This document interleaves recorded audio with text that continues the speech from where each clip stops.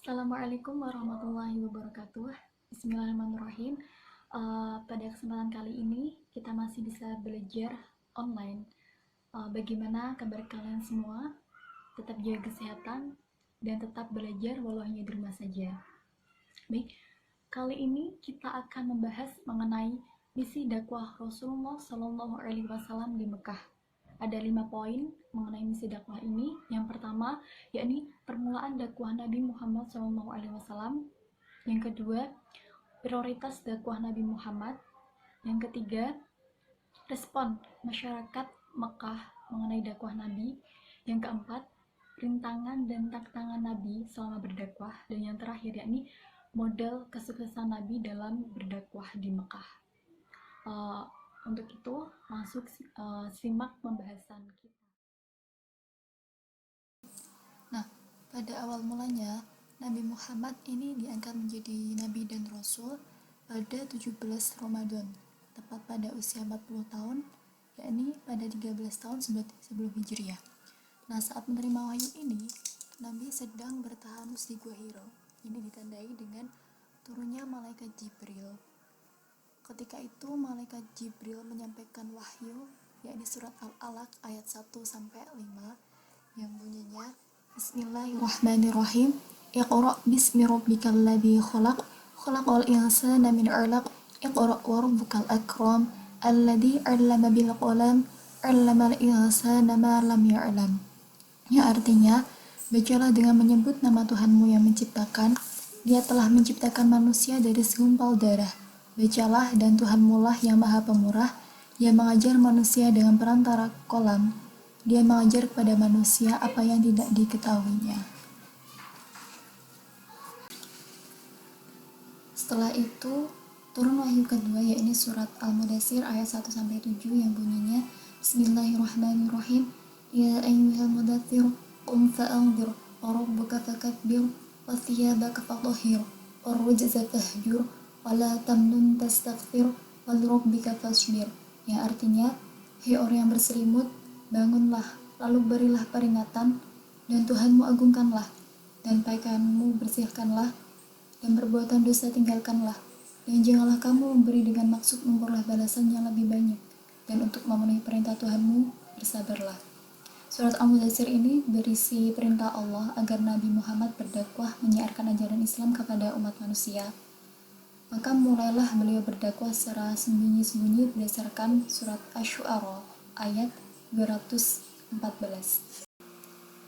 Wa anzir ashiratakal aqrabin, dan berilah peringatan kepada kerabat-kerabatmu yang terdekat. Nah, sejak saat itulah mulailah Nabi Muhammad berdakwah kepada keluarga dan sahabat-sahabat terdekatnya. Beliau menjadikan rumah Al-Arqam bin Abil Arqam Al-Makhzumi sebagai pusat kegiatan dakwahnya. Mengenai dakwah Nabi Muhammad, ini ada kelompok yang menerima dan kelompok yang menolak dakwah. Kelompok yang menerima dakwah yakni Siti Khadijah yang merupakan istri beliau, Ali bin Abi Thalib yang merupakan keponakan beliau, Zaid bin Harisah, dan Abu Bakar As-Siddiq yang merupakan sahabat beliau. Sedangkan kelompok yang menolak dakwah yakni Abu Thalib dan Abu Lahab. Meskipun begitu, Abu Thalib dan Abu Lahab ini merupakan paman beliau, tapi keduanya ini memiliki sifat yang berbeda. Abu Thalib membiarkan Nabi Muhammad berdakwah, sedangkan Abu Lahab ini mengancam dan berniat untuk membunuh Nabi Muhammad.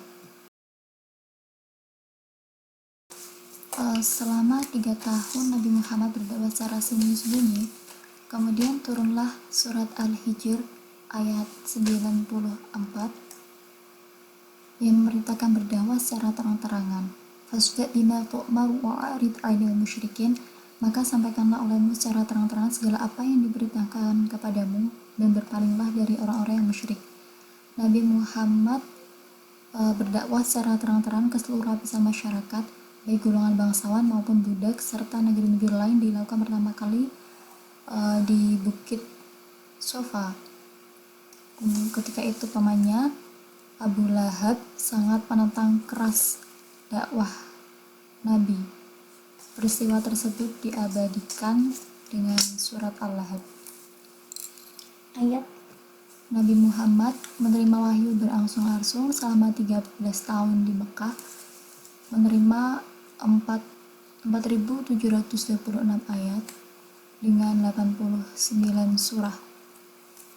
Dan surat yang turun di Mekah ini disebut dengan surat Makkiyah. Nah, prioritas dakwah Nabi Muhammad SAW di Mekah ini ada 5. Yang pertama, mengajarkan ketauhidan. Yang kedua, kondisi masyarakat Mekah yang menyembah berhala. Yang ketiga, menegaskan hari kiamat sebagai hari pembalasan. Yang keempat, merubah perilaku masyarakat jahiliyah. Dan yang terakhir, mengangkat dan melindungi hak asasi manusia. Yang pertama, mengajarkan ketauhidan. Masyarakat Arab jahiliyah pada saat itu mengenal berbagai kepercayaan atau politeisme, menyembah berhala, bulan dan bintang, jin, ruh dan arwah nenek moyang. Sedangkan kebudayaan dipengaruhi oleh mitologi dan ajaran-ajaran sesat. Sedangkan ketika Islam datang, Nabi Muhammad ini membawa ajaran tauhid, menyembah Allah saja, tidak beranak dan tidak diberanakan. Sumbernya adalah Allah dan Al-Quran, dan yang berkaitan dengan peradaban dan kebudayaan. Yang kedua, kondisi masyarakat Mekah yang menyembah berhala. Pada saat itu masyarakat Arab jahiliyah adalah para penyembah berhala. Nah, di sini tugas Nabi Muhammad SAW adalah mengajak para masyarakat Arab tersebut untuk menyembah Allah Subhanahu wa Ta'ala. Yang ketiga, menegaskan hari kiamat sebagai hari pembalasan. Masyarakat Arab tidak percaya adanya hari kebangkitan. Mereka bertanya-tanya, mana mungkin tulang berulang hancur dapat hidup kembali. Kemudian tugas Nabi Muhammad SAW adalah mengajak agar mempercayai adanya hari pembalasan. Perlunya menjaga kehidupan dengan aturan dan tuntunan Allah. Bahwa setiap perbuatan ini adalah ada balasannya. Yang keempat, merubah perilaku masyarakat jahiliyah. Masyarakat Arab jahiliyah pada saat itu memiliki tradisi melanggar etika dan HAM. Sedangkan tugas Nabi Muhammad di sini adalah mencontohkan bagaimana etika akhlak yang benar menurut Islam dalam kehidupan sehari-hari. Dan dalam merubah perilaku masyarakat jahiliyah ini tentunya bertahap. Yang kelima, mengangkat dan melindungi HAM. Masyarakat Arab memiliki tradisi perbudakan manusia, melanggar HAM, menganggap wanita sebagai aib keluarga, dan membunuh anak perempuan. Sedangkan ajaran Islam ini, manusia ini sama derajatnya. Bahwasanya takwa yang hanya membedakan derajat manusia. Ajaran Islam mengangkat martabat dan memuliakan, mengangkat derajat wanita.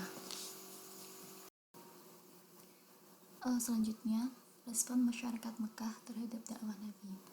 Pada umumnya, orang kafir Quraisy tidak senang menerima kehadiran agama Islam di tengah-tengah kehidupan mereka. Para tokoh masyarakat mulai menyebarkan isu yang tidak benar mengenai ajaran yang dibawa Nabi Muhammad, sehingga banyak masyarakat yang terpengaruh oleh isu-isu yang menimbulkan fitnah. Faktor yang menyebabkan mereka menolak keras ajaran Nabi Muhammad yakni karena mereka ketakutan kehilangan kekuasaan. Mereka takut hilangnya status sosial mereka, dan mereka juga takut ada hilangnya perdagangan patung, karena banyak dari mata pencaharian mereka yakni berjualan patung berhala untuk disembah. Tentu saja selama beliau berdakwah di Mekah selalu ada banyak tantangan dan rintangan. Maka dari itu kita akan membahas mengenai apa saja tantangan dan rintangan Nabi Muhammad SAW selama berdakwah di Mekah. Tantangan dan rintangan yang pertama yakni penghinaan, ancaman, dan sisaan terhadap Rasulullah. Rasulullah dihina sebagai orang gila, tukang sihir, anak celaka, dan lain-lain dengan sebutan penghinaan. Suatu saat Rasulullah pernah dilempari kotoran domba, rumah beliau juga dilempari sampah dan kotoran. Untuk mencelakakan beliau, pernah diletakkan duri yang tajam di depan rumahnya, juga tindakan-tindakan lain yang sangat menyakitkan. Kemudian, penghinaan, ancaman, sisaan terhadap pengikut Rasulullah SAW. Misalnya penghinaan dan penyiksaan yang ditimpakan kepada Bilal oleh majikannya. Kemudian rujukan harta, kedudukan, dan wanita. Langkah ini dilakukan oleh kafir Quraisy dengan mengutus Utbah bin Rabi'ah untuk membujuk Rasulullah dengan harta, dengan janji, dengan gaji berapapun Nabi meminta maka akan diberikan. Bahkan mereka membujuknya untuk menjadikan Nabi sebagai raja dan diiming-imingi wanita-wanita yang tercantik di seluruh Arab, asalkan Rasulullah menghentikan kegiatannya menyebarkan agama Islam. Namun tentu saja semuanya ditolak oleh Rasulullah. Kemudian membujuk Nabi untuk bertukar sembahan. Kafir Quraisy menawarkan kepada Nabi untuk saling bertukar sembahan, di mana mereka minta Nabi untuk menyembah Tuhan Lata dan Uzza dalam beberapa hari, untuk kemudian mereka bersedia menyembah Allah. Namun usaha ini ditolak Nabi melalui firman Allah dalam surat Al-Kafirun ayat 1-3. Kemudian membujuk dan memprovokasi Abu Thalib, menghasut masyarakat Mekah, pengasingan dan pemboikotan Bani Hashim dan Bani Muthalib, dan yang terakhir memengaruhi pimpinan negara-negara tetangga untuk menolak kehadiran Islam atau orang Islam. Nah, pembahasan yang terakhir yakni apa saja model kesuksesan Nabi dalam berdakwah di Mekah. Model kesuksesan Nabi Muhammad berdakwah di Mekah yakni karena beliau memiliki sifat yang sabar, gigih dan ulet, berakidah yang benar dan kuat, akhlak terpuji, dan menjauhi kemungkaran dan kesetaraan derajat. Nah, tadi kita sudah membahas mengenai misi dakwah Rasulullah di Mekah. Untuk selanjutnya kita akan membahas mengenai pola dakwah Nabi Muhammad. Saya tidak akan menyimpulkan mengenai materi hari ini karena itu akan menjadi tugas kalian di rumah. Nanti bisa kalian kumpulkan melalui WhatsApp group. Dan terima kasih atas partisipasi kalian dalam menyimak video pembelajaran kali ini. Sampai jumpa pada pertemuan selanjutnya. Wassalamualaikum warahmatullahi wabarakatuh.